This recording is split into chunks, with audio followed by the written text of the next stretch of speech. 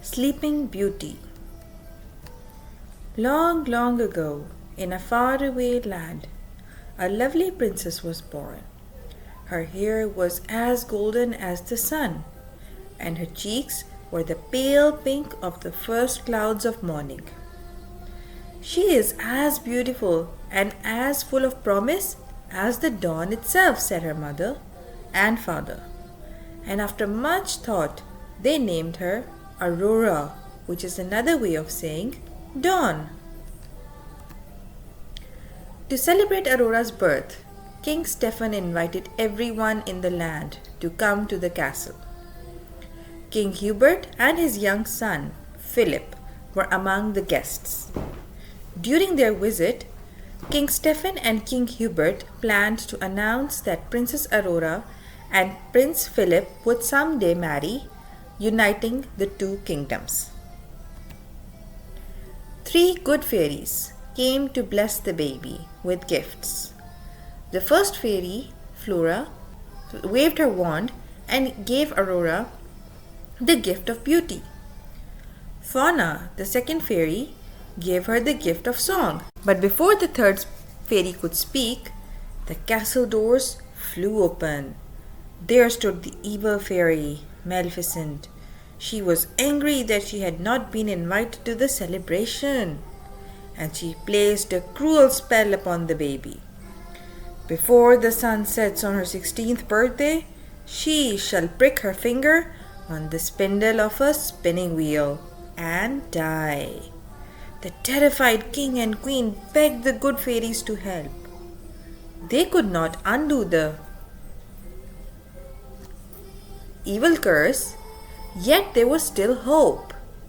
The third fairy, Merryweather, had not yet given the princess her gift.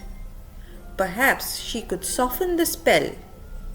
Merryweather waved her wand over the baby. If through this wicked witch's trick a spindle should your finger prick, a ray of hope there still may be.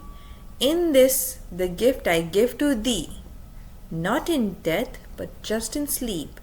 The fateful prophecy you will keep, and from this slumber you shall wake. When true love's kiss the spell shall break. King Stephen ordered every spinning wheel in the land to be burned, while the 3 fairies tried to think of other ways to keep Aurora safe.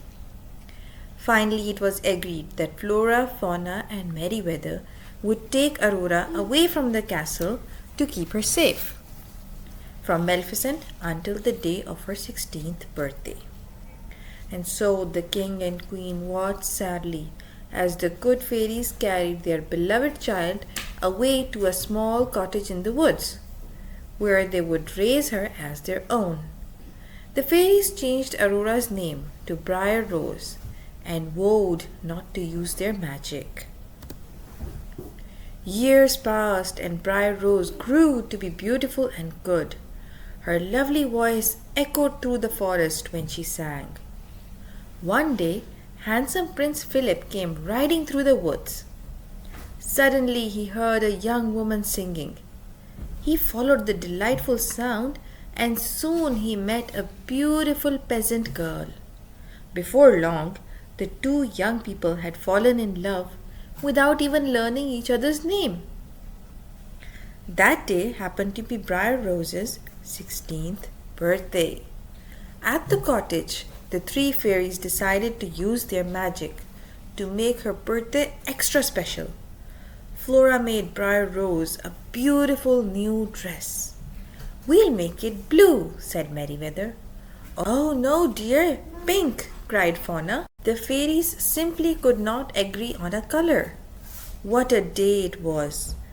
When Briar Rose returned to the cottage, the fairies told her the truth about her royal birth and about her betrothal to Prince Philip.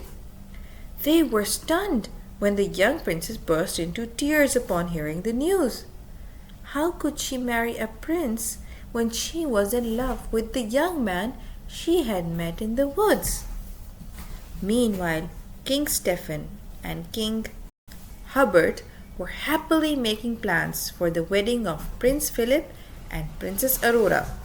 Soon the princess would return to the castle and the two kingdoms could be united at last. But Prince Philip shook his head and told his father he was going to marry a beautiful peasant girl. And off he rode to find his love. That night the three fairies secretly brought Princess Aurora back to the castle.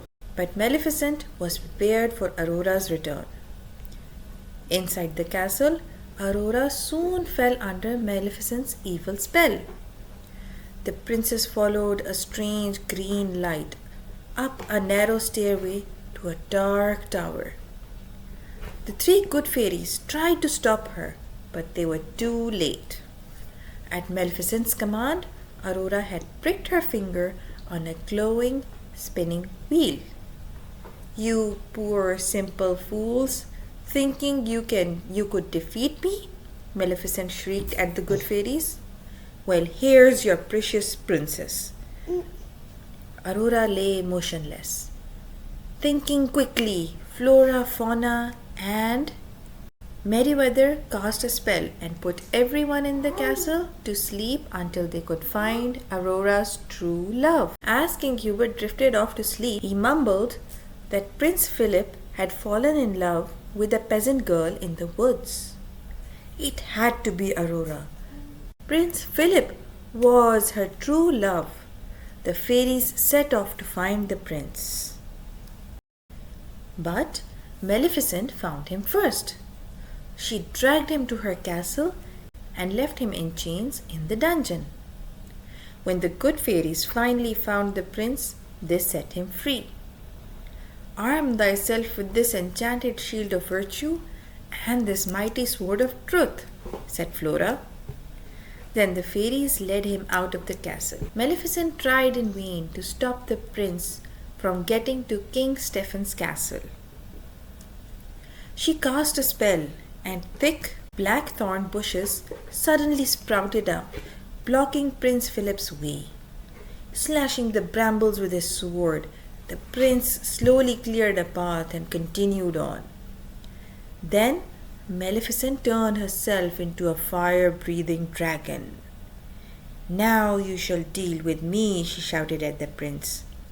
The courageous prince fought the terrible beast with all his might. At last he was able to kill it with the sword of truth.